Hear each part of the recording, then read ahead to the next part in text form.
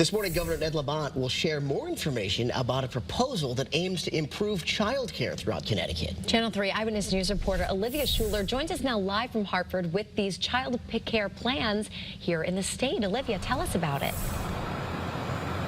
Hey, Nicole, good morning. Well, Governor Lamont recently created the Blue Ribbon Panel on Child Care.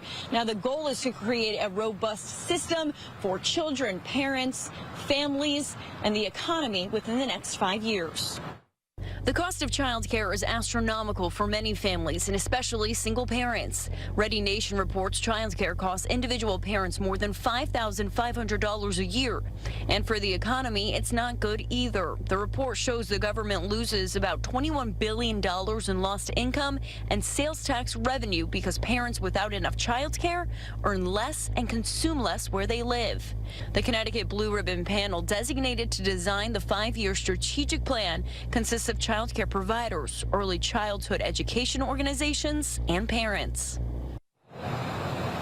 The meeting will be at the Lyceum in Hartford at 9 o'clock this morning. Now, following that at 11:30, Lieutenant Governor Susan Beitzowitz will hold a panel to discuss child care in our state. Reporting live in Hartford this morning, Olivia Schuler, Channel 3 Eyewitness News.